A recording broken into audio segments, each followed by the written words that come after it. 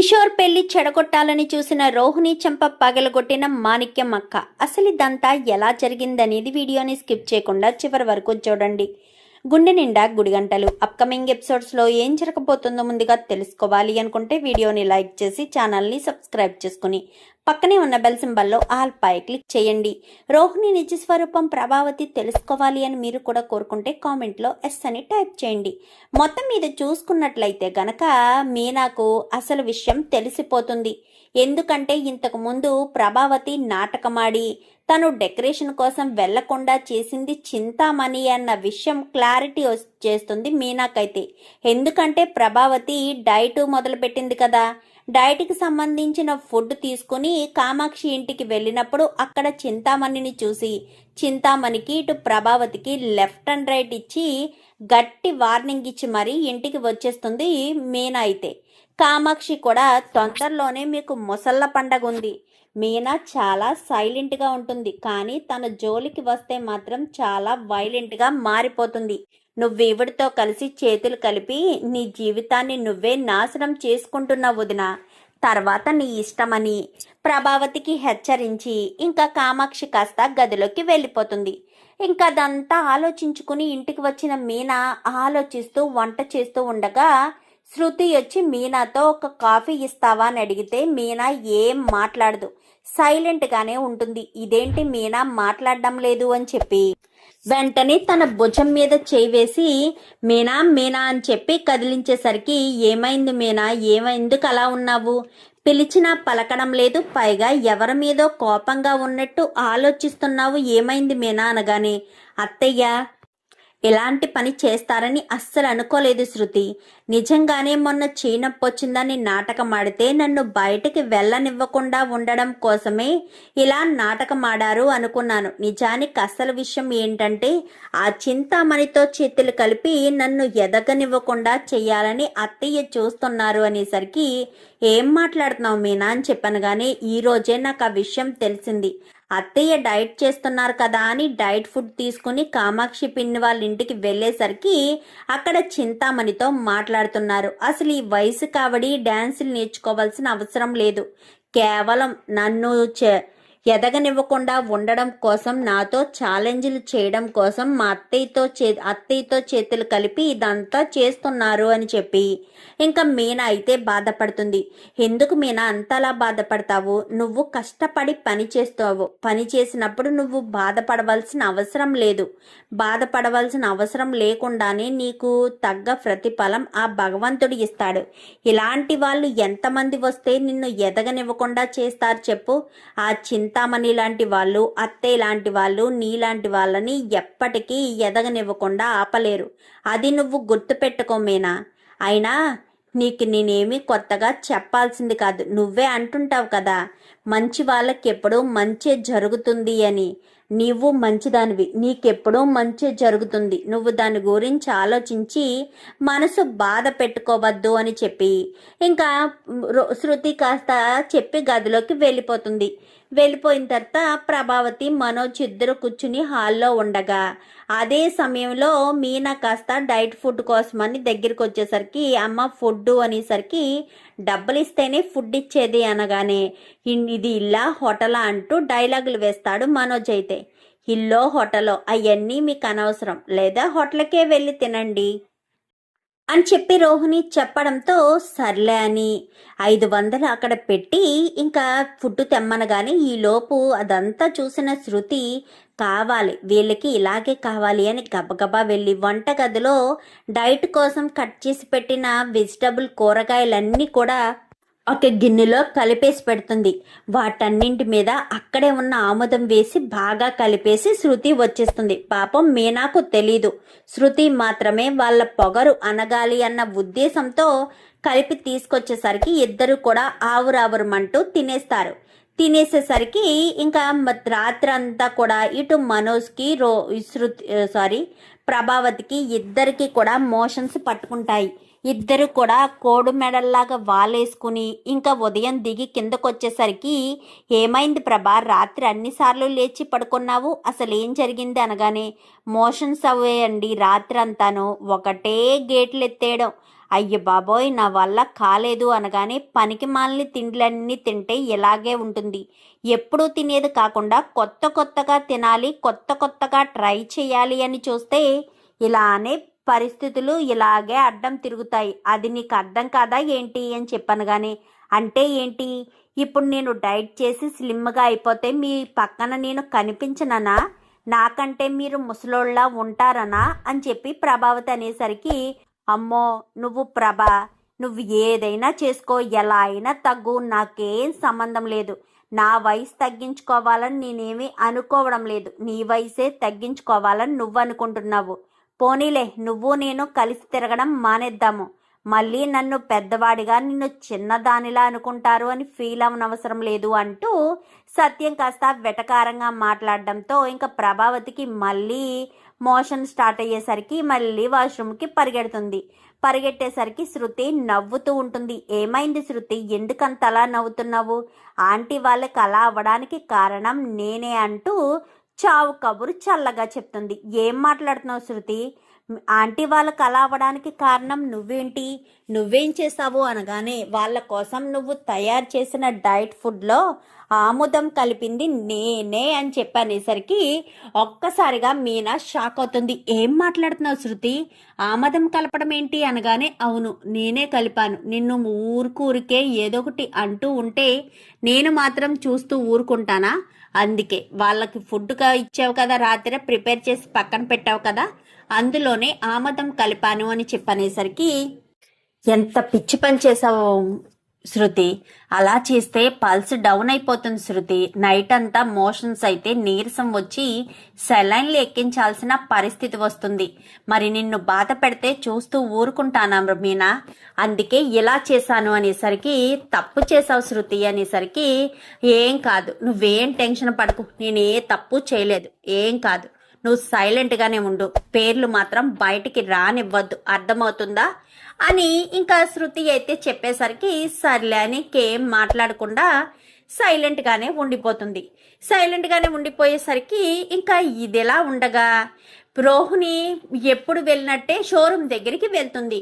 Showroom దగ్గరికి వెళ్ళేసరికి మనోజ్కి motions అయ్యాయి కదా, సో మనోజ్ షోరూమ్ దగ్గరికి రాడు. షోరూమ్ దగ్గరికి రాకపోవడంతో ఇంకా అటుగా వెళ్తూ, అంటే వీళ్ళు పెళ్లి గురించి మాట్లాడేసుకున్నారు కదా, ఎవరు మాణిక్యం వాళ్ళు ఇటు రంగారావు వాళ్ళు పెళ్లి గురించి మాట్లాడేసుకున్నారు కాబట్టి పెళ్లి కూతురు అంటే వీడి పెళ్లి కొడుకు మేనమామ కదా, వాడికి ఏదో ఒకటి పెట్టాలి, ఇంట్లోకి సంబంధించిన అన్నీ పెట్టాలి. వేరే వాళ్ళకి ఎందుకు, రోహిణి వాళ్ళకే హోమ్ అప్లయన్సెస్ ఉన్నాయి కదా, వాళ్ళని అడుగుదామని.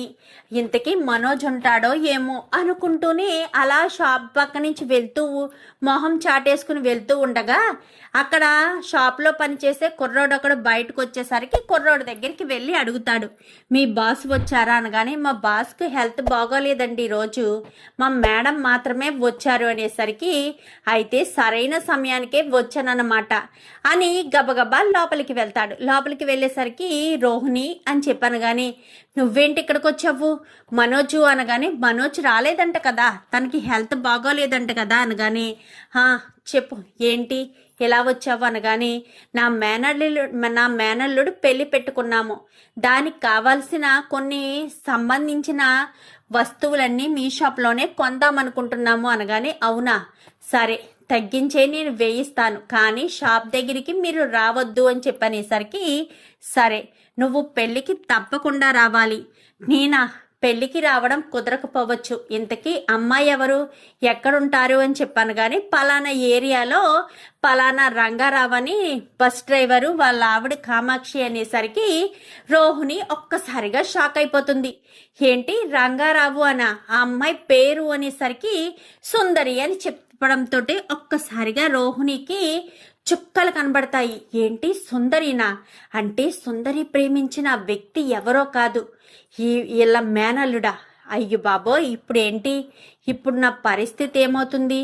ఇంకా ఎన్ని రోజులుగా నేను దాచిపెట్టిన నిజం కాస్త బయటికి వచ్చేస్తుందేమో. ఇంకా నిజం బయటకు వస్తే నా గురించి బట్టబయలైపోతుంది. ఎట్టి పరిస్థితుల్లోనూ ఈ పెళ్ళి జరగకూడదు అని రోహిణి అనుకుంటుంది. ఏంటి రోహిణి, ఏం మాట్లాడవేంటి, సైలెంట్గా ఊరుకుంటావేంటి, ఏమైంది అని చెప్పాను కానీ, ఏమీ లేదు, నేనేమీ మాట్లాడకుండా లేను, నార్మల్గానే ఉన్నాను, ఏంటి చెప్పు అనేసరికి, అదే నువ్వు పెళ్ళికి తప్పకుండా రావాలి అనగానే, తప్పకుండానా, సరే వస్తాను, ఖచ్చితంగా వస్తాను, పెళ్లి జరిగితే తప్పకుండా వస్తాను అనగానే, ఏంటి రోహిణి ఏం మాట్లాడుతున్నావు, పెళ్లి జరిగితే తప్పకుండా రావడం ఏంటి అంటే నీ ఉద్దేశం ఏంటి, పెళ్లి జరగదని అంటున్నావా?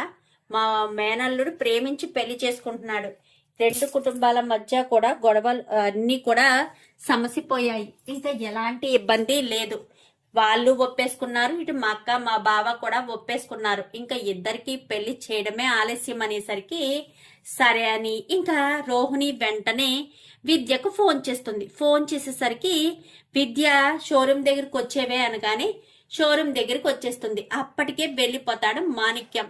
షోరూమ్ దగ్గరికి విద్య రావడంతో, ఏంటే అర్జెంట్ గా రమ్మని చెప్పావు, పైగా మనోజ్ ఇక్కడ ఉంటాడు కదా, ఏం మాట్లాడడానికి రమ్మని చెప్పావు అనగానే, మనోజు ఈరోజు షోరూమ్కి రాలేదు కానీ నేనే షోరూంలో ఉండేది, నీతో ఒక ఇంపార్టెంట్ విషయం మాట్లాడాలి అని చెప్పి ఇంకా రోహిణి అనేసరికి, ఇంపార్టెంట్ విషయమా, ఏంటే అంత ఇంపార్టెంట్ విషయం అనగానే, మాణిక్యం ఇక్కడికి వచ్చాడు అనేసరికి, మాణిక్యం ఇక్కడికి ఎందుకు వస్తాడు, వాళ్ళ మేనల్లుడు పెళ్ళేదో ఉందట, ఆ విషయం చెప్పడం కోసం వచ్చాడు, నాకు చెప్పి మంచి పని చేసినట్టున్నాడు, కానీ ఆ పెళ్లి జరగదులేవే అని చెప్పి ఇంకా రోహిణి అంటుంది.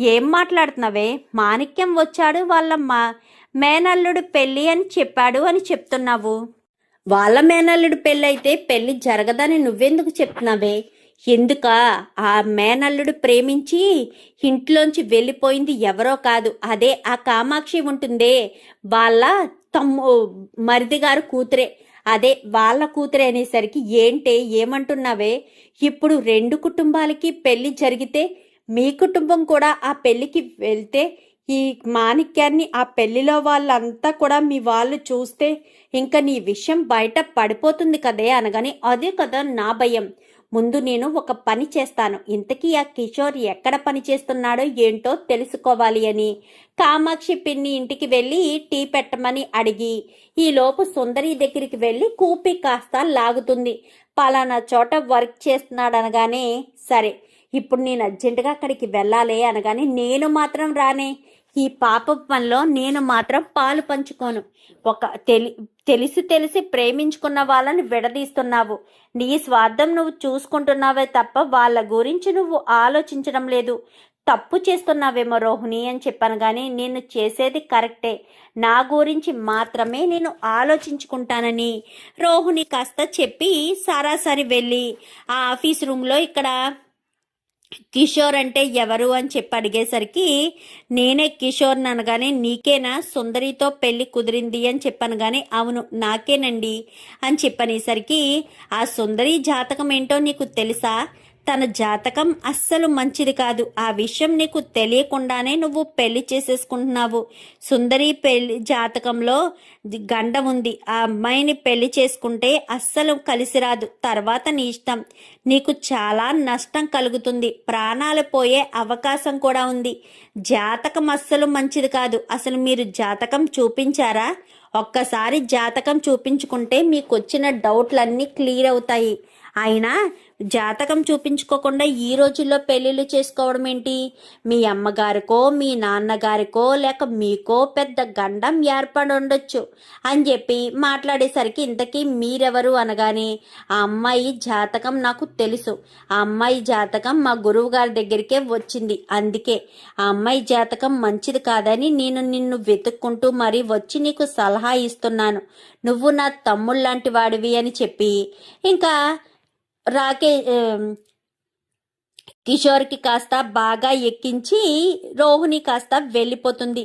ఇదేంటి ఈవిడ ఎవరు, నన్ను వెతుక్కుంటూ వచ్చి మరి సుందరి జాతకం మంచిది కాదు అని చెప్తున్నారు, నిజంగానే సుందరి జాతకం మంచిది కాదా, ఒక్కసారి మనం కూడా చూపించుకుంటే బాగుంటుంది కదా అని సాయంత్రం ఇంటికి వెళ్ళాక విషయం చెప్తాడు. ఏంట్రా ఏమంటున్నావు అనగానే, ఆవిడెవరో తెలియదమ్మా నాకు, నేనెప్పుడూ ఆవిడ్ని చూడలేదు, కానీ ఆవిడ నా దగ్గరికి వచ్చి ఇలా సుందరి జాతకం మంచిది కాదు అది ఇది అంటూ చెప్పిందమ్మా. నాకు చాలా బాధగా ఉంది. ఒక్కసారి వాళ్ళ జాతకం అడిగి మన పంతులు గారితో చూపిస్తావా అనగానే, తప్పకుండా అని చెప్పి వెంటనే వాళ్ళకి ఫోన్ చేసి జాతకం అడగడంతో రంగా కాస్త జాతకం తీసుకొచ్చి ఇస్తాడు. ఇచ్చేసరికి ఇంకా జాతకం, ఈ కిషోర్ జాతకం, ఇద్దరి జాతకాలు కూడా ఒక పండితుడి దగ్గరికి తీసుకెళ్లి చూపించడంతో ఇంకా పండితుడైతే ఈ అమ్మాయి జాతకం చాలా బాగుంది, ఈ అమ్మాయి ఏ ఇంట్లో అత్తవారింట్లో అడుగు పెడుతుందో అత్తవారిల్లు ఎప్పుడు సుఖ సంతోషాలతో ఉంటుంది అని చెప్పి ఇంకా అంటే జాతకం చూసేవాడు చెప్తాడు. చెప్పడంతో ఇదేంటమ్మా, ఆ అమ్మాయి ఎందుకు వచ్చి పనిగట్టుకుని మరీ వచ్చి జాతకం మంచిది కాదు అని చెప్పింది, ఇప్పుడు ఈ పంతులు గారేమో జాతకం చాలా మంచిది అంటున్నారు, ఎవరి మాట నమ్మాలి ఎవరి మాట నమ్మకూడదు అనగానే, ముందు మీ మావయ్యకి చెప్దాం ఈ విషయమని మాణిక్యానికి ఫోన్ చేసి మాణిక్యాన్ని పిలిపిస్తుంది వాళ్ళమ్మ. పిలిపించేసరికి ఏంటక్క అనగానే, ఇలా వీడి ఆఫీస్కి ఒక అమ్మాయి వచ్చి జాతకం మంచిది కాదు అంటూ చెప్పిందంట్రా. ఆ అమ్మాయి ఎవరో ఏంటో తెలీదు, వీడెప్పుడు ఇంతకు ముందు కూడా అమ్మాయిని చూడలేదంట, అంత పనిగట్టుకుని వచ్చి జాతకం బాగోలేదని చెప్పడం ఏంటో నాకు అర్థం కావట్లేదురా అని చెప్పనేసరికి, ఎవర్రా కిషోర్, ఎవరా అమ్మాయి అని చెప్పాను కానీ, నాకు తెలియదు మామయ్య, నేను ఎప్పుడు కూడా చూడలేదు అనగాని, తన ఫోటో ఏదైనా తీసావా అనగానే, లేదు మామయ్య, మీ ఆఫీసులో సీసీ కెమెరాలు ఉన్నాయా అనేసరికి, ఉన్నాయి, హాల్లో అదే నువ్వు మాట్లాడిన చోట కూడా ఉన్నాయా అనగానే, ఉన్నాయి అనేసరికి, సరే పద వెతుకుదామని ఇద్దరు కూడా ఆఫీస్కి వస్తారు. వాళ్ళ బాస్ని పర్మిషన్ అడిగి సీసీ కెమెరాలు చెక్ చేసేసరికి చూస్తే రోహిణి ఆల్రెడీ మాణిక్యం చూస్తాడు కదా, మాణిక్యం రోహిణిని చూసి ఒక్కసారిగా షాక్ అయిపోతాడు. ఏంటి, రోహిణి వచ్చి చెప్పిందా? అసలు రోహిణి వచ్చి చెప్పాల్సిన అవసరం ఏముంది? సుందరికి రోహిణికి ఉన్న సంబంధం ఏమిటి అని ఆలోచించి వెంటనే రంగాకి ఫోన్ చేస్తాడు. ఫోన్ చేసి, మీకు రోహిణి అనే అమ్మాయి ఎవరైనా తెలుసా అనగానే, రోహిణియా, మా సత్యం కోడలు కదా అని చెప్పనేసరికి, అవునా, సరేనండి అని చెప్పి ఫోన్ పెట్టేస్తాడు. అసలు విషయం అప్పుడు క్లారిటీ వస్తుంది. అంటే నేను ఫర్నిచర్ షాపుకి వెళ్ళి ఇలా పెళ్లి కుదిరింది అని చెప్పడంతో తనకు అర్థమయ్యి ఈ పెళ్లి చెడగొట్టాలని స్వార్థంగా ఆలోచించిందా? నా మేనల్లుడు ఆ సుందరి ఇద్దరు ప్రాణం కంటే ఎక్కువగా ప్రేమించుకుని అందరినీ ఒప్పించి పెళ్లి చేసుకుంటే, తిన స్వార్థం కోసం, తిన అబద్ధపు బ్రతుకు కోసం నా మేనల్లుడి జీవితాన్ని నాశనం చేయాలని చూస్తుందా? దీన్ని మాత్రం ఎట్టి పరిస్థితుల్లోనూ వదిలిపెట్టకూడదు అని ఆలోచిస్తూ ఉండగా, మామయ్య అని పక్క నుంచి కిషోర్ పిలుస్తాడు. ఏంట్రా అని చెప్పనేసరికి, ఏమైంది మామయ్య అని చెప్పాను కానీ, ఆవిడ నీకు తెలుసా అనేసరికి, అదంతా నేను చూసుకుంటాను, మరి నాకు సుందరికి పెళ్లి ఖచ్చితంగా జరుగుతుందిరా, ఇలాంటి వాళ్ళు ఎంతమంది అడ్డు వచ్చినా నీ పెళ్ళైతే ఆగే ప్రసక్తి లేదు, ఖచ్చితంగా మీ ఇద్దరికి పెళ్లి జరుగుతుంది అని చెప్పి మాణిక్యం వాడిని బయటికి పంపించి, వాడు సరాసరి వాళ్ళ అక్క దగ్గరికి వస్తాడు. అక్క రా అని చెప్పాను కానీ, ఎక్కడికి మాణిక్యం అని చెప్పాను కానీ, ముందు రా అక్క అని చెప్పి వెళ్లే దారిలోనే మొత్తం చెప్తాడు. ఏంటి ఇంత జరిగిందా అనగానే, అవునక్క, ఆ అమ్మాయిని మాత్రం ఎట్టి పరిస్థితుల్లో వదిలేయకూడదు, ఇప్పుడు నేను ఆ అమ్మాయి ఇంటికే తీసుకెళ్తున్నాను, లెఫ్ట్ అండ్ రైట్ ఇచ్చేసే, ఏం పర్వాలేదు అనగాని, నా కొడుకు సంతోషాన్ని చెడగొట్టిన దాని గురించి నేనెందుకు ఆలోచిస్తానురా, అస్సలు ఆలోచించను అని చెప్పి ఇంకా మాణిక్యం వాళ్ళ అక్క అనేసరికి ఇద్దరు కూడా ఇంటికి వస్తారు. అప్పటికే మీనా ఇంట్లోనే ఉంటుంది. బాలు ఇంటికి వెళ్దామని రాజేష్కి చెప్పి ఇంటికి బయలుదేరేసరికి కరెక్ట్గా ఇంటికి వీళ్ళ బండి వచ్చినప్పుడే వాళ్ళ బండి కూడా వచ్చి ఆగుతుంది. ఆగడంతో మాణిక్యాన్ని వాళ్ళ అక్కని చూసిన బాలు, ఇదేంటి, ఈవిడి సుందరి వాళ్ళ అత్తగారు కదా, మరి ఈవిడ్ని తీసుకుని మాణిక్యం వచ్చాడేంటి, అసలు మాణిక్యం ఎక్కడెక్కడ ఉన్నాడు, తను ఎక్కడో వోల్టూర్లో ఉన్నాడు అని కదా పార్లమ్మ చెప్పింది అని చెప్పి అనుకుంటూనే ముందు మాణిక్యం వాళ్ళు లోపలికి వెళ్తారు. ఆ వెనకాల బాలు వెళ్తాడు. మీనా ఆల్రెడీ లోపలే ఉంది కదా. వెళ్ళేసరికి రోహిణి రోహిణి అంటూ గట్టి గట్టిగా పిలుస్తాడు మాణిక్యం. రోహిణి గదిలోంచి బయటికి కిందకి వస్తుంది. కిందకు వచ్చేసరికి రోహిణి మాణిక్యాన్ని చూడడంతో ఒక్కసారిగా షాక్ అయిపోతారు. ఏంటి బావగారు, ఈవిడెవరు, ఈవిడ్ని తీసుకుని వచ్చారు అనగానే, చూడండి ప్రభావతి గారు, మీరు అనుకుంటున్నట్టు నేను రోహిణి మేనమామని కాదు. రోహిణికి నాకు ఏ సంబంధం లేదు. తిను మా అక్క. అదే మీ రంగా అన్నయ్య ఉన్నారే, వాళ్ళ అమ్మాయి సుందరికి కాబోయే అత్తగారు. ఇది విషయం. అసలు ఏం జరిగిందంటే అంటూ ఇంకా వీళ్ళు మటన్ షాప్కి వెళ్ళడం, మటన్ షాప్ దగ్గర మాట్లాడడం, ఇదంతా కూడా చెప్పుకొస్తాడు. ఇదంతా కూడా చెప్పుకు వచ్చిన తరువాత అసలు రోహిణి అని చెప్పి అనగానే, ఒక్క నిమిషం రా తమ్ముడు అని చెంప పగలగొడుతుంది రోహిణికైతే. నేనేం తప్పు చేశాను అనగాని, ఏం తప్పు చేసావో నువ్వు తెలీదా?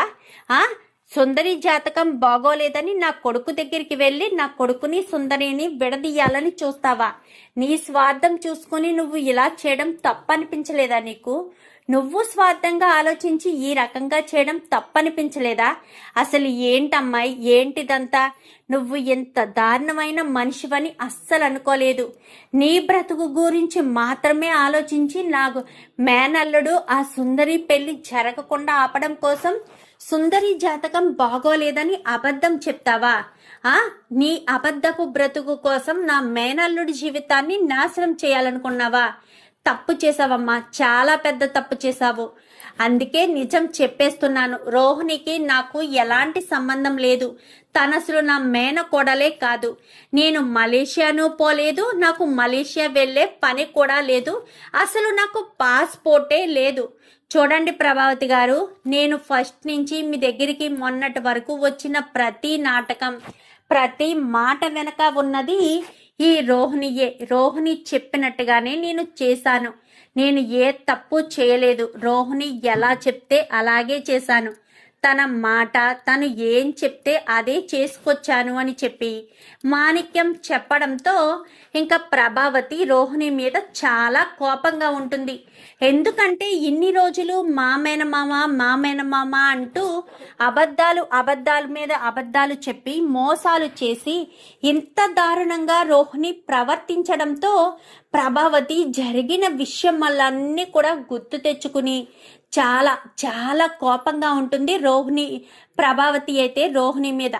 అబద్ధాలు చెప్తే ఎవరు మాత్రం ఎందుకు ఊరుకుంటారు? ఎన్ని మోసాలు చేసింది, ఇన్ని మోసాలు చేసిన రోహిణిని మాత్రం ప్రభావతి క్షమించకూడదు అని నిర్ణయం తీసుకుంటుంది. ఇంకా అలా నిర్ణయం తీసుకున్న తర్వాత, సారీ, మీ ఇంటికి వచ్చి ఇలా చెప్పినందుకు నన్ను క్షమించి రోహిణి, ఇదంతా నువ్వు చేసుకున్నదే.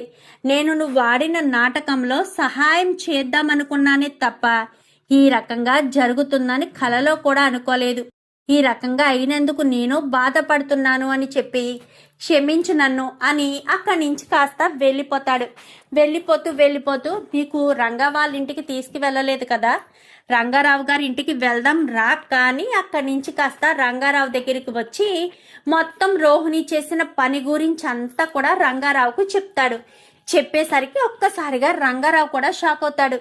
ఏంటి నువ్వు అనేది అని చెప్పాను కానీ అవునండి అని చెప్పడంతో అదే సమయానికి అక్కడికి సత్యం రావడంతో మీరేంటి ఇక్కడున్నారు అనగానే సత్యానికి కూడా జరిగిన విషయం చెప్పేసరికి ఎంత మోసం జరిగిందా అనగానే, అవునండి, వీళ్ళిద్దరి పెళ్లి కూడా చెడగొట్టాలని, వీళ్ళిద్దరి జాతకం బాగోలేదని కూడా రోహిణి చెప్పింది అని మొత్తం విషయాలన్నీ కూడా చెప్పడంతో చాలా కోపంగా ఇంకా సత్యం అయితే ఇంటికి వస్తాడు. అప్పటికే ప్రభావతి రోహిణికి ఒక దరు వేస్తూ ఉంటుంది. ఇంకా ఆ చెంప ఈ చెంప వాయిగొట్టేసరికి సత్యం ఏం మాట్లాడు, మామయ్య ప్లీజ్ మామయ్య అనగానే, పిలవకమ్మా, నువ్వు అలా పిలవకు. నీ గురించి ఒక్కొక్క విషయం తెలుస్తున్న ప్రతిసారి కూడా నువ్వు ఎంత దారుణమైన మనిషివా అని అనిపిస్తుంది. పిలవకమ్మా, నువ్వు నన్ను అలా పిలవకు, మాతో మాట్లాడకుండా ఉండడమే మంచిది అని చెప్పి ఇంకా ప్రభావతి ఇటు సత్యం ఇద్దరు కూడా చెప్తారు. చూద్దాం మరి రాబోయే ఎపిసోడ్స్లో ఇలాగే జరగాలని మీరు కూడా కోరుకుంటే వీడియో నచ్చితే లైక్ చేసి ఛానల్ని సబ్స్క్రైబ్ చేసుకోండి. Thank you for watching.